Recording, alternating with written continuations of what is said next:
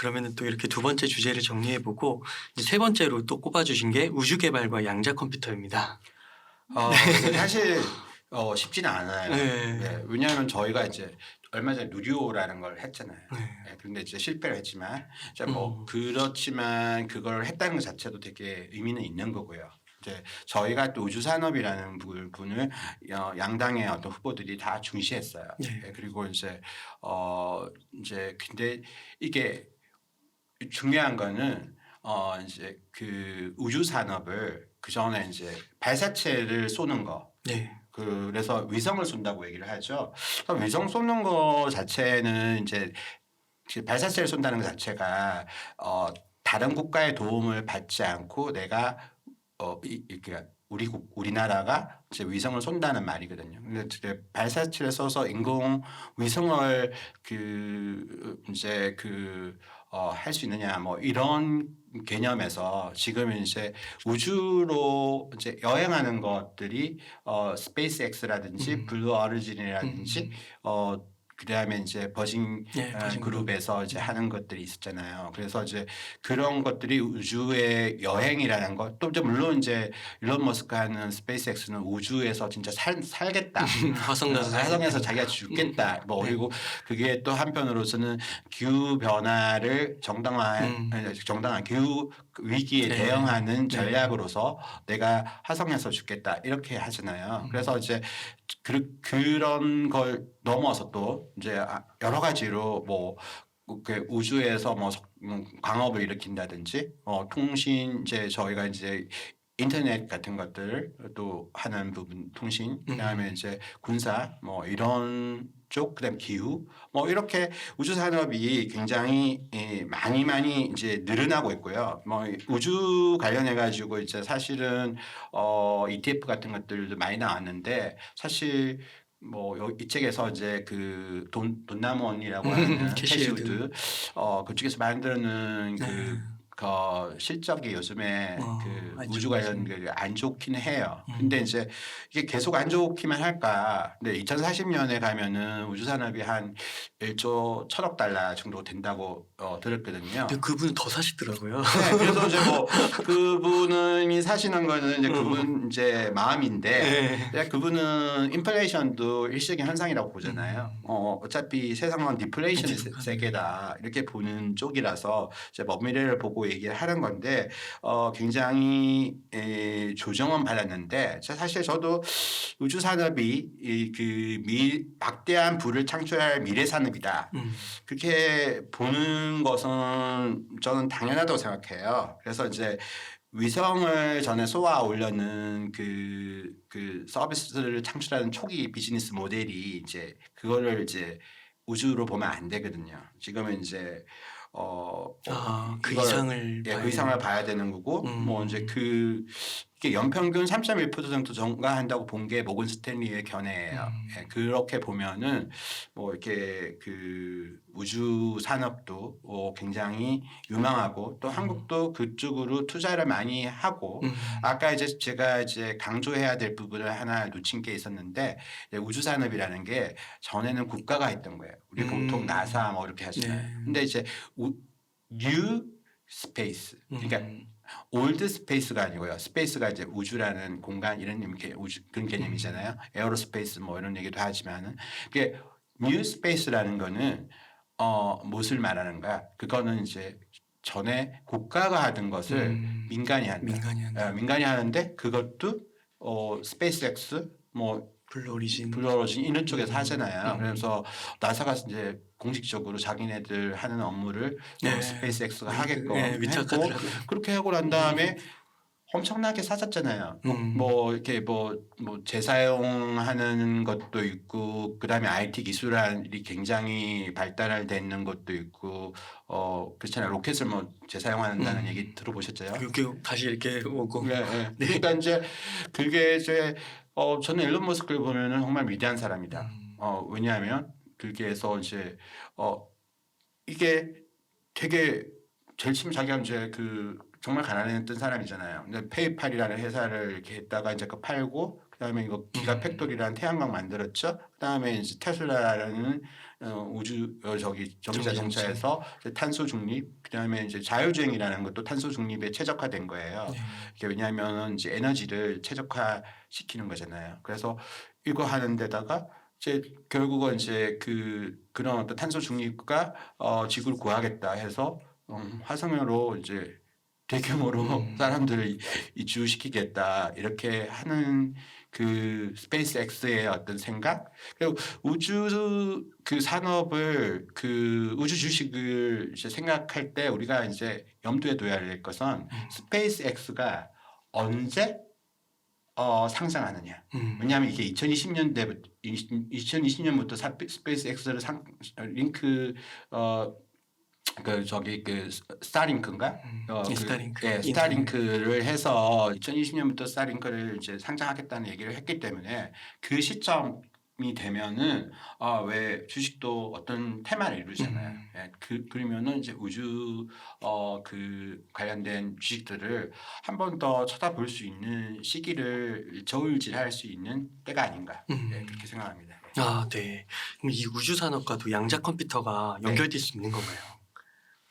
제가 이제 책에서 이제 하는 것도 양자 컴퓨터하고 우주라는 걸 했을 때 이제 양자 컴퓨터가 사실 되게 어려워요. 네. 그러면 제가 이제 양자 컴퓨터를 잠깐 먼저 설명하고 이제 우주하고 한번 해볼게요.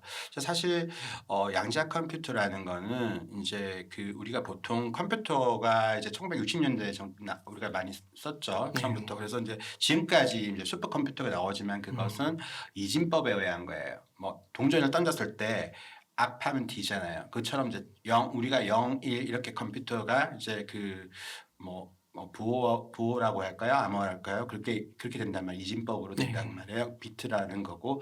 이제 근데 양자 컴퓨터는 0, 1이라는 것을 동전을 이제 이렇게 돌렸을 때 이렇게 얽힘과 겹침이라고 그럴까요? 그래서 이제 0, 1이라는 것이 같이 혼재해서 나올 수가 있어요.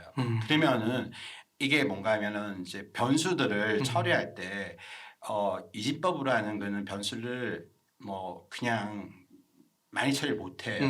근데 이제 그 변수를 엄청 많이 해서 변수를 최적화시킬 그 양을 최적화해서 돌리면은 이게 통상의 이게 슈퍼컴퓨터라는 게 이제 연산 능력이 굉장히 빠른 거잖아요. 근데 얘가 100만 년에 할 거를 2초로 한단 말이에요. 양자 컴퓨터가. 양자 컴퓨터. 그러면은 이렇게 양자 컴퓨터가 우주 같은 걸 할 때 내가 최적 항로를 찾는 거잖아요. 왜냐하면 내가 최적화시키는 거잖아요. 그러면 그때 우주의 신비를 양자 컴퓨터가 이제 스캐닝해가지고 우주의 신비를 이제 해독도 할 수 있는 거예요. 그러다 보니까 이제 제가 이제 그런 관점에서 했는데 진짜 재밌는 일화는 이제 제프 베조스 때문에 또 이걸 같이 연결시켰거든요. 네. 왜냐하면 이제 아마존 웹 서비스라는 그 클라우드 하잖아요. 그게 이제 그 양자 컴퓨터가 하면은 굉장히 더 좋아지잖아요. 네. 연결되는 거니까. 그럼 요 우주 산업하고 양자 컴퓨터 이런 것도 아까 말씀해 주신 것처럼 뭐 IBM이나 구글이나 뭐 아마존이나 스페이스X 또 상장하게 되면 이런 것들 좀 지켜보면 될까요? 그리고 또 캐시우드의 그 아크 뭐 우주 X 뭐 이런 것들 있습니다. 네, 그런 거 좀 보면. 그게 이제 보면 되고 IBM이라는 회사가 굉장히 잘 나가다가 이제 맞아요. 이미 베린 몸 있잖아요. 근데 사실 IBM이라는 걸 잘 지켜봐야 되는 게 양자 컴퓨터로 어떻게 부활을 할지 그런 부분들 생각해 볼 수 있습니다. 네. 이제 마지막으로 바이오테크와 유전자 가위인데 와 이거 유전자 가위는 혹시 그 작년에 노벨상 수여하신 그거 혹시 아닌가요? 네, 크리스퍼 카스9. 책에도 약간 적혀 있는데요. 네. 사실 제가 이제 여기서 이제 23andMe 이 책을 전체적으로 보면 미가 다 있어요. 처음에 디지털 미, 그 다음에가 이제 서브미, 공감의 힘, 그 다음에 이제 세 번째가 유니버스 인미, 내 안의 우주, 그래서 상상의 힘을 얘기했거든요. 네 번째가 뿔의 힘이에요. 그것이 이제 뭔가 하면 23and이라는 회사예요. 그러면 이 회사는 근데 이제 구글에 세르게이 버린이라는 음. 그 창업자가 있었잖아요. 음. 그 창업자의 이제 전 부인이 네. 만든 회사예요. 아 그렇구나. 예. 그래서 그분이구나. 이제 토니 스레미가 음. 이제 침이나 이런 걸 가지고 음. 이제 질병 같은 것들을 좀 알려주는 거예요. 그래서 이제 왜냐하면 23라는 거는 사람이 염색체를 수를 말하는 거예요. 네. 염색체 숫자가 삼쌍. 예, 예. 23쌍이거든요. 음. 23쌍 맞죠? 예. 예, 그래서 이제 23쌍은 나하고 일치하는 거예요. 음. 그래서 조상 찾기 같은 걸 해주는 거예요. 했는데 이게 봤더니 도저히 나올 수 없는 유전자 조합이다. 그러면은 내가 네. 비밀의 네. 그 예. 부모의 비밀을 예. 해서 그게 음. 이제 TV 같은 데서 많이 나와요. 네. 이게 외국 애들 사람들은 그런 거에 대해서 뭐 사실 음. 굉장히 개방적이잖아요. 물론 이제 그런데 좀 출생의 비밀. 예, 출생의 비밀 뭐 드라마 같은 거 많이 나오지만 네. 그래서 이제 내 조상 찾기 맞아? 이런 것 할 수 있는 거고요. 이제 여기서 저희는 이제 제가 이제 유전자 가이도 중요시했지만은 그보다 이제 앞에서 저희가 울산의 게놈 만명 프로젝트를 얘기를 하잖아요. 네. 이제 울산의 게놈 만명 프로젝트에서 게놈이란 게 뭔가? 그러면 이 우리 몸의 전체의 전체 유전자를 말하는 거예요. 그러면 이제 우리 몸의 그 DNA가 이제 30억 개? 예. 그 정도로 돼 있어요. 네. 그러면 이게 뭐 우리 그 뭐죠? 이거 노트북 하나에 다 들어가요. 다 들어가야 돼. 그 네. 양이 너무 많아요. 그게 이거 해독하려면은 어마어마한 슈퍼컴퓨터가 있어야 되는 거예요. 근데 이게 옛날에 그 DNA가 왜 내가 가진 유전 정보잖아요. 그럼 그 유전 정보를 DNA를 분석하는데 내 유전자 지도를 보는 거예요. 그 DNA 지도라는 걸. 그러면은 이제 옛날에 미국에서 이제 게놈 이거를 할 때 1990년에서 2003년까지를 했는데 4조 가 넘었어요. 4조 천 몇백억이 들은 거예요. 근데 이게 지금은 이제 일루미나라는 회사가 했을 때 한 뭐 100만 원이 조금 넘는 수준으로 됐거든요. 네. 그러면 이제 이게 100만 원이 조금 넘는 수준이고 아까 23andMe가 하는 거는 전체 게놈이 아니에요. 침 가지고 하는 거고 한 10만 원 정도로 하는 거고 이거는 아까 $100 이거는 그게 아니라 이제 이제 그거보다 전체 100만 원이고 이거를 이제 해서 안졸리나 졸리 같은 경우에는 유방암 같은 것을 미리 자기 보고 내가 이제 그런 거 걸리기 쉽다 하는 걸 알잖아요. 그쵸. 그래서 그리고 중요한 거는 이제 사실 그 분석을 넘어서 개인한테 이제 왜냐하면 슈퍼컴퓨터나 이런 걸로 해서 이게 그 AI가 발달해야지만이 이게 가능하거든요. 이제 그렇게 했었을 때 이제 한국인의 표준 게놈이라는 게 있고 이제 그 웅이사님의 이게 조금 다르겠네요. 다른 게놈. 이게 있단 말이에요. 그러면 비교를 해가지고 또 이런 상황이었을 때는 어떤 병에 잘 걸릴 수 있을까 이걸 알 수 있고 또 이걸 넘어서 이런 병이 걸리는 것뿐만 아니라 여기에 어떻게 하면은 이제 그 약을 잘 듣느냐 이런 유전자 형태에서는 머리 아플 때 개보린보다는 타이레놀이 좋아. 그다음에 내가 뭐 폐암이라도 이 사람한테는 이런 집단군에서는 이런 그 맞춤형 처방을 주는 것이 더 좋아. 이제 그게 이제 그런 개념으로 이제 발달하고 있거든요. 뭐 이제 그래서 이제 맞춤형 처방을 내릴 수 있는 거. 암이라도 이렇게 했을 때 더 잘 듣는다. 그래서 이제 그런 부분들이 중요합니다.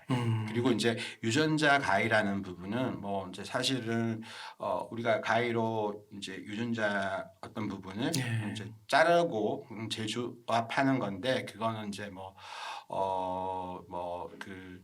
효소, 인공 제한 요소라는 것을 이제 그 DNA에 넣으면은 이제 RNA가 붙고 그다음에 또 그것이 이제 한 문제가 되는 부분을 자르고 거기다가 이제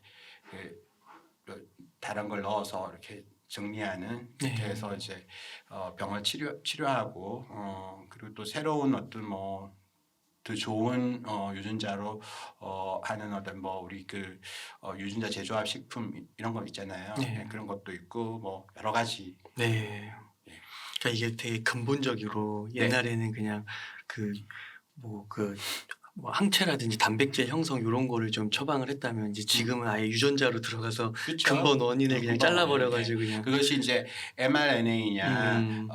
DNA냐 네. 단백질이냐 네. 이런 그런 식으로. 것들의 기반이 이제 다른 거고 우리가 음. 지금 코로나 때 그 모더나나 네. 화이자 같은 것도 mRNA mRNA. 이거 하거든요. 그래서 사실 앞으로는 DNA, mRNA 기반한 그 의학이 발달될 거고 이제 그런 것들이 이제 인간의 그 수명이라든지 노화 이런 것들과 관계되어서 예. 그 인간이 이제 고령화 시대에 맞게끔 이제 원격 진료라는 파트하고 이 게놈이나 이런 파트하고 다 연결돼 있고요. 아까 캐시우드도 이제 게놈과 관련된 네. 또 아크쥐. 주식 있어요. 예, 맞아요. 그래서 소개해 주셨죠, 책에서. 예, 그래서 그런 것들도 있다. 네. 예, 그리고 뭐 사실 제가 이제 강조하고 싶은 거는 바이오테크가 우리나라에서 진짜 진정한 바이오테크 기업이 나왔으면 좋겠다. 사실 저희가 뭐 주가가 높은 게 그 삼성 바이오로직스라든지 셀트리온 정도잖아요. 그리고 또 뭐 그 SK 바이오사이언스, 뭐 바이오팜 이게 있는데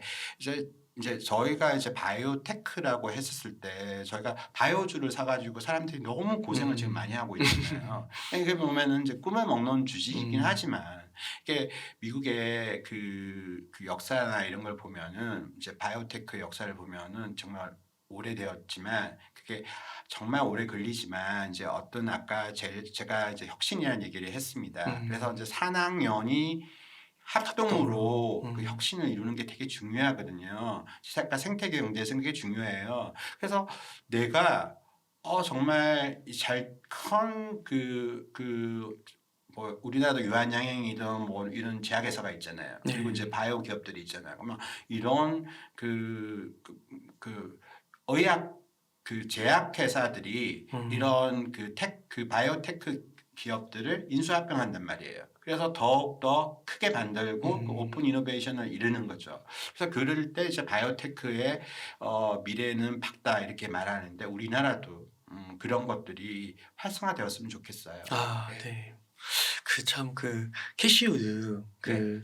돈나무 언니는 여기 보면 ETF가 그래도 혁신 기업들에 좀 이렇게 항상 있는 것 같긴 하네요. 주가 흐름은 좀 안 좋다고 해도 네. 큰 방향성은 또 기대가 되는 미래가 네. 어떻게 될지 모르겠지만. 이제 뭐 미래는 뭐 이제 장기적인 측면에서 이제 그 뭐 단기적으로 이게 맞다 안 맞다 이런 거는 참 이렇게 주가라는 것 어렵고 네. 특히나 지금 이제 미국의 금리 인상 이런 부분들이 닥쳐 있는 상황에서는 성장주에 안 좋긴 하지만 지금 뭐 그 나스닥이 거의 그 굉장히 많이 빠졌잖아요. 그래서 그 12,000대가 52주 최저 같은데 이제 뭐 그 근방에도 갔다가 뭐 등락이 왔다 갔다 한단 말이에요. 지금 뭐 우크라이나 사태 이것도 있고 그리고 이제 앞으로 이제 그 금리를 얼만큼 올릴 거냐. 사실 3월 달만 하더라도 0.5 bp를 올릴 건지 0.25 bp를 올릴 것인지에 대해서 사람들이 의견이 왔다 갔다 했단 말이에요. 근데 지금 또 마침 또 우크라이나 사태도 있었고 그래서 0.25 정도를 올렸는데 이제 미국이 이제 40년 만에 이렇게 높은 그 물가 상승률을 기록하고 있는 상황에서 이제 자칫하면은 경기가 침체되면은 스태그플레이션이 될 우려가 있잖아요. 근데 이 상황에서 뭐 유가가 막 130달러도 넘고 있고 뭐 이런 과정에서 미국이 금리에 대해서 어떻게 처방하는지 이런 것들은 단기적으로 어떤 주가의 성장주에 영향을 미치지만 이제 그 성장주 가치주라는 이분법적인 시각을 떠나서 이제 조금 장기적인 시계를 보면은 그 증가할 수 있는 그런 기업들에 대해서는 조금씩 사는 것도 나쁘지는 않다고 생각을 하고요. 예. 물론 이제 주식이라는 게 트렌드가 있어서 뭐 지금 같은 경우에는 이제 소재 같은 것들이 너무 많이 오르다 보니까 원재료가 비싸져서 전반적으로 뭐 석유화학 뭐 롯데케미칼이라든지 대한유화라든지 뭐 이런 정유주. 그런 정유주는 올라가고 그런 또 케미칼 이런 것들은 이제 석유가 올라감으로 인해서 이제 주식이 많이 떨어지는 떨어지고. 경우가 많거든요. 이제 그런 것들도 역발상으로 집값도 사실은 보면은 그 가격이 누구도 안 살 때 사야 되는데 사람들이 보면은 오를 때만 보잖아요. 그래서 이제 제가 왜 롯데케미칼, 대한유화 이런 얘기를 했냐면 그거 울산 기업이거든요. 네. 그래서 이런 기업들도 뭐 해. 그런데 이제 반도체주도 최근에 와서 이제 그 소재 이런 것 때문인지 또 아니면 또 이제 반도체 시장이 또 수요 저기가 측면에서 이제 반도체 가격도 영향을 받고 이렇지만은 반도체주도 오늘 보니까 삼성전자 같은 경우나 뭐 하이닉스나 이런 데 좀 많이 떨어지더라고요. 네. 그렇지만 이제 그 기업의 어떤 성장성이라든지 이런 것들은 장기적인 시계로 좀 봐야 되지 않을까 이런 생각을 합니다. 네. 네. 이렇게 해서 너무 이렇게 미래를 왔다 온 여행한 기분이 드네요. 빅테크. 그런 개념들을 사실은 공부를 이제 이게 너무 어려워 이렇게 하시는데 사실 그 개념을 짚고 넘어가면은 훨씬 더 이 세상의 이치 같은 거를 더 잘 알 수 있다고 저는 그렇게 생각합니다. 네. 오늘 이렇게 어떻게 보면은 진짜 미래 여행을 한 것처럼 이렇게 4가지 빅테크를 서술해 주셨는데 책에 더 상세하고 자세한 내용이 나와 있으니까요. 꼭 참고하시고 책까지 꼭 한번 읽어보시면 너무 좋을 것 같습니다. 네, 감사합니다. 네. 그러면은 저자님 이 정도에서 마무리해도 될까요? 네. 예, 알겠습니다. 이렇게 해서 앞으로 10년 빅테크 수업의 저자이신 조홍경 울산경제부시장님을 모시고 이야기를 나눠봤습니다. 긴 시간 동안 유익한 인사이트 많이 나눠주셔서 감사의 말씀드립니다. 오늘 고생 많으셨습니다. 감사합니다.